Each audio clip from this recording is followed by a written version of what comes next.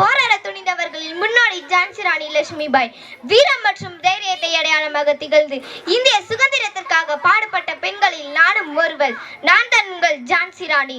நான் உத்தரப்பிரதேச மாநிலத்தில் 1828ஆம் ஆண்டு நவம்பர் 19ஆம் தேதி இந்தியாவில் வாரணாசியில் பிறந்தேன். என்னுடைய தந்தையின் பெயர் மொரோபத் தம்பே, என் தாயின் பெயர் பகிரதி, என் இயற்பெயர் மனுகர்ணிகா. என்னை மணி என்று செல்லமாக அழைப்பார்கள். மராத்திய வீர மரபில் பிறந்த நான் விளையாடும் வயதிலே வாள் வீச்சு, கத்தி சண்டை, குதிரையேற்றம் மற்றும் வில்வித்தை போன்ற வீர கலைகளை ஆண் வீரர் மிஞ்சும் அளவிற்கு திறன் பெற்றவர். ஹரே ஹரே மகாதேவா, ஹரே ஹரே மகாதேவா.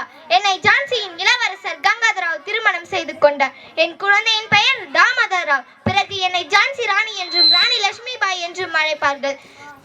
ஹரே ஹரே மகாதேவா, ஹரே ஹரே மகாதேவா. ஏய் வீரனே, துணிச்சல் இருந்தால் என்னுடன் யுத்தம் செய்.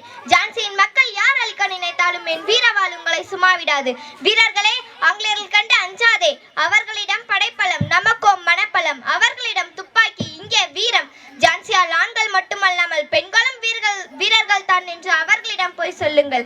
ஆங்கிலேய கொலையினை எதிர்க்க நேதாஜி சுபாஷ் சந்திர போஸ் பெண் படையை ஒன்றை உருவாக்கிய போது அதற்கு என் பெயரை வைத்து பெருமை படுத்தியுள்ளார். என் வாழ்க்கையின் கடைசி உறுதிமொழி, நாம் சுதந்திரத்திற்காக போராடுகிறோம். பகவான் கிருஷ்ணனின் வார்த்தையின்படி வெற்றி பெற்றால் வெற்றியின் பலனை அனுபவிப்போம். தோற்கடிக்கப்பட்டு கொல்லப்பட்டால் நாம் நித்திய மகிமையும் ரட்சிப்பையும் பெறுவோம் என்று என் வீரர்களுடன் சம்மதம் எடுத்தேன்.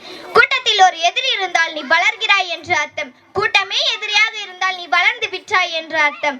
வாய்ப்பளித்த அனைவருக்கும் நன்றி.